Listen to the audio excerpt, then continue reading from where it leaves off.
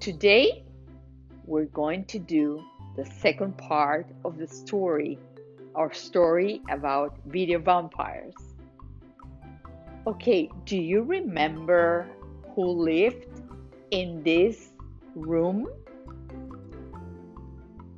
Yes, our friend Ricardo, who had become obsessed with playing video games.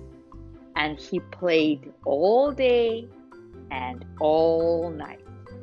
Before, Ricardo was a very happy kid, very friendly, liked to play sports and be with his friends and spend time with his mom.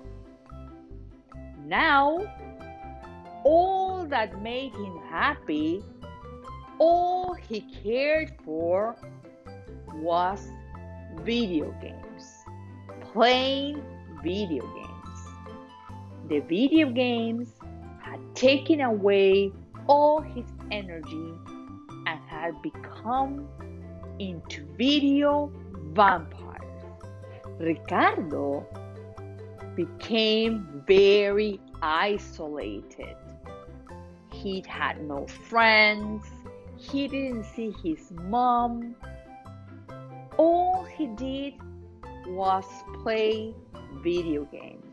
By playing with the video games, he lived in a different reality that didn't exist and stopped living in the real world.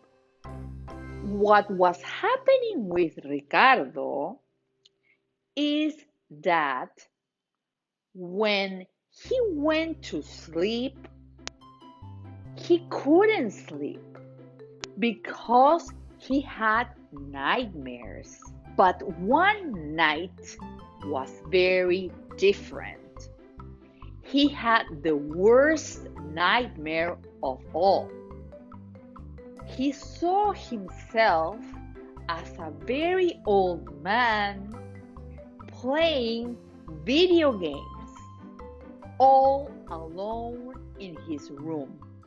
In his nightmare, he had lost all his friends because he didn't play with them anymore. Because all he did was play video games. And he was turning into an old man. In his nightmare, he was shaking and sweating. He didn't like the nightmare at all and started missing his friends and the activities he used to do with them. He also missed spending time with his mom. So what do you think happened next? Ricardo's mom saw that Ricardo was sweating and trembling and decided to wake him up. Ricardo, wake up! When Ricardo opened his eyes and realized it was only a dream, he was so relieved. He knew that he had time to change things because he had seen his future. If he played video games all his life, he would miss friends, plays, and even his mom.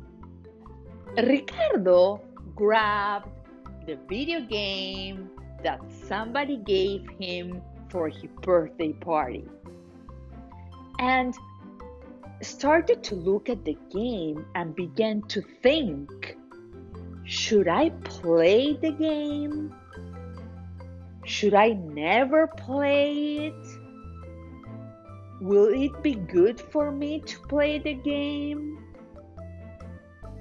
There must be something I can do so that I can play the game, but still have time for more important things like being with friends, going to school, getting good grades, and be with his mom. Ricardo started thinking of what was the best way to solve his video game problem.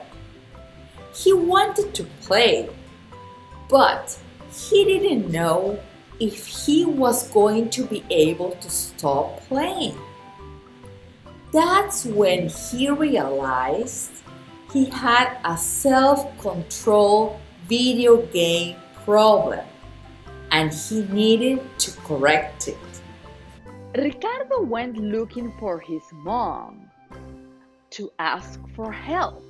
"Mom," he said, "I don't know what to do because I realize I have a self-control problem. When I begin playing the video game, I cannot stop. So I don't know what to do." And Ricardo's mom told him, when there's a problem, there's always a solution. In this case, I am going to give you a timer. When the timer goes off, you know it is time to stop playing video games. Ricardo looked at the game and looked at the timer and realized that it would be difficult for him to stop playing the video game, even though he had the timer. So Ricardo told his mom, "Mom, even though I have the timer, I still will need your help for now because I am just starting to use my self-control. So I think that if you see myself ignoring the timer, could you please remind me to stop playing?